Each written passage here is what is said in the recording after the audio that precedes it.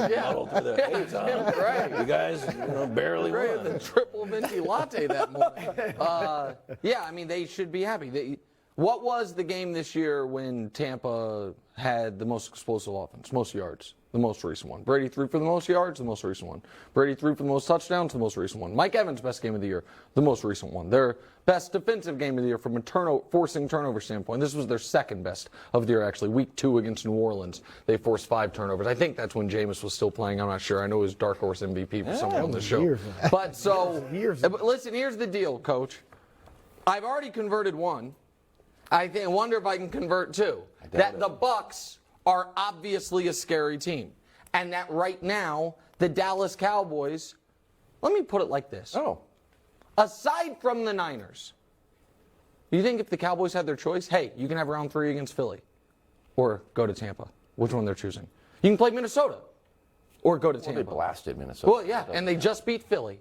And so I'm just without their quarterback. And How about that? Well, their quarterback's Would beating Kansas City without Patrick Mahomes be something but the quarterback, they beat him without their quarterback a week ago, and I'm talking about a game in a couple weeks. So the quarterback still might not be there. Point is this: of course, the Bucs had the perfect time to have their best game of the year. I don't know how anyone could disagree with that. Look, I like Happy Tom. I think Happy Tom's great.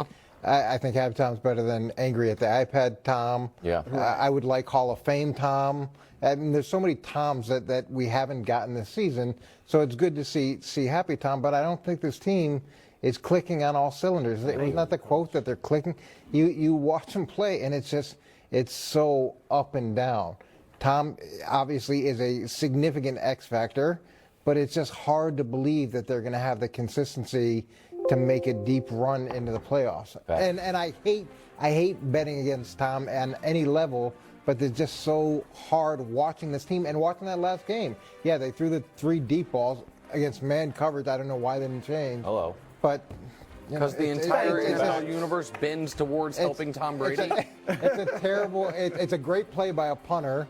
Is the difference in that was a great play by it was an unbelievable play. That was maybe it was probably the play of the game. Like the 13th time someone who otherwise has a totally irrelevant NFL career does something that drastically affects Tom Brady's legacy in a positive fashion. And you were just about to say it was probably a season-saving play, right? Yeah. And that's what I'm saying. Yeah. They needed the punter to make a great play to be a season-saving play.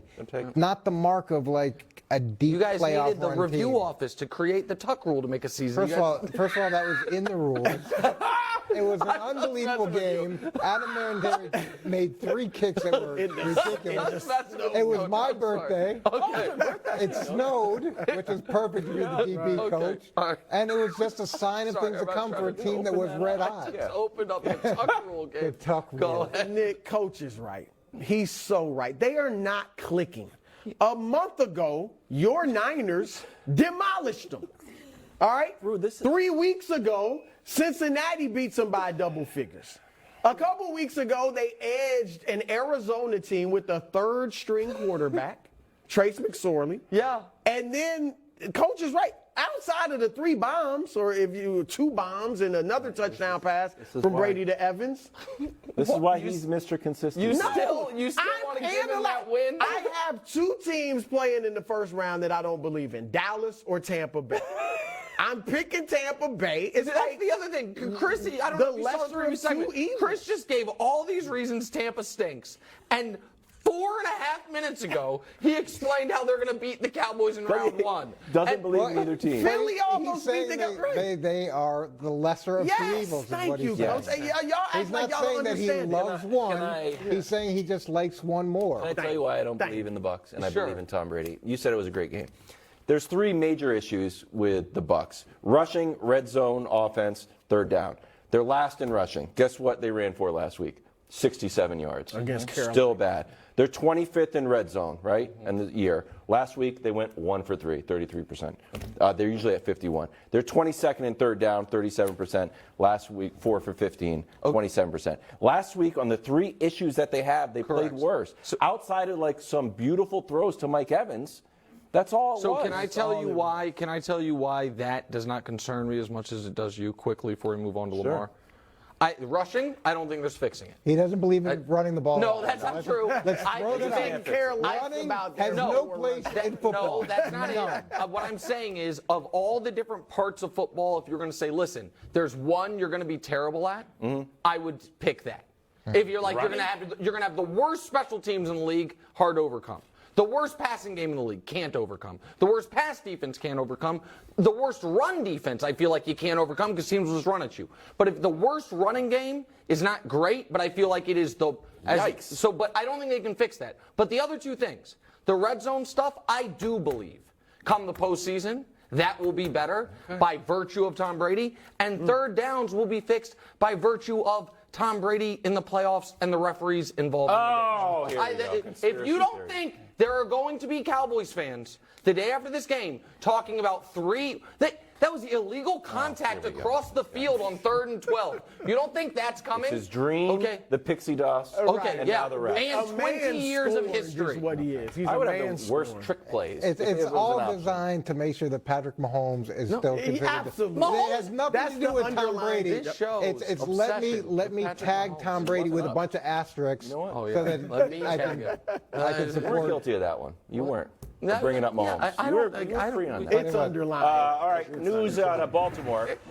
No surprise here. Lamar didn't practice again. Hasn't played since week 13. John Harbaugh, unsure if he's returning to practice this week. Nick, do you think Lamar's contract situation is at all impacting his availability? I don't see how it couldn't be impacting it. And that is not, to me, at all a damning accusation. Right. I would not judge Lamar for this. We just saw a team that was alive for the playoffs bench their quarterback in Derek Carr. Why? Because his contract was as such that if he got hurt, they would have to pay him. And nobody was like, oh my God, so unfair to Derek Carr. People were like, oh yeah, that's the business. Kind of makes sense. Even though the team is still alive for the playoffs. So if you're Lamar and you are guaranteed $0 after this season. Now we all say he's going to get franchise tag and he probably would and all that, but you are guaranteed nothing. And you have seen a guy, granted it's a different situation, Lamar's a better player, but RG3, once upon a time a decade ago, had a sprained knee, only missed a week, went out and played in a playoff game, and got wrecked. And say, man, if I had $180 million guaranteed, I might be a little more bold. But as is, I need to be 100% right to play. That's how I would act. Now, you might say, Coach, that's why I'm not a great athlete. But I wouldn't blame. There's a lot of reasons I'm not a great athlete. But I wouldn't blame him for acting that way. No, look, I've been on the other side of this for many years and many negotiations, and I understand the organizational perspective, but I understand where Lamar is coming from completely, and I've been saying this since he got hurt, because if he rushes back and plays, he doesn't get credit for rushing back and playing. What's going to happen is if he doesn't play at his level, when it comes down to the negotiation, you're going to say, well, you underperformed. Yep. So now he, instead of getting tremendous credit for being a team guy and playing hurt and doing all those things, you get graded down because the negotiations they're harsh and they're based off of hardcore facts. So I completely understand where he's coming from. And look, he's looking at Deshaun Watson and the deal that he got, and I would say he should be comfortable asking for the same thing. Yeah, I'm with you guys. Look, Rich Eisen, highly respected, NFL media member, he said that he talked to the Ravens during week 15 and that they told him that Lamar will be playing in week 16, should be ready to play in week 16. He even said that they said he could play now, but he doesn't want to play with a brace. He doesn't want to play unless he's 100%. That was week 16. Now we're about to enter week 18, and he's not practicing. So I do think that this is a statement by Lamar Jackson, and he's letting them see they are a Super Bowl contender with him. They are not even a playoff team without him. They're 3-5 over the last 2 years. Let me show you a graphic, Brew, of how bad the offense struggles without Lamar. That's Last 12 in points per points. game. There it is. The other weird thing about this is we've seen backup quarterbacks. I mean, we just talked about Brock Purdy cooking. So we saw Cooper Rush cook, but it shouldn't be this I bad. think that speaks to how they have. When you're talking about negotiations or hardcore, if I was Lamar's representation, he doesn't really have representation, so that's weird. That's Lamar, a good graphic to show. 1%, but, Bring that to the... bring up the fact that you guys have created an offense that literally can only survive with me. That forget Brock Purdy or Cooper Rush. Put a good starting quarterback, but that is not dynamic like me. Derek Carr. Well, honestly, put Justin Herbert. Well, I don't think Well, it would they'd be have a that. different I don't think it would be that. Yeah, No, his offense is so far removed from the Justin No, Herbert. of course. Huntley's decent, though. No. Huntley's not a bad. But my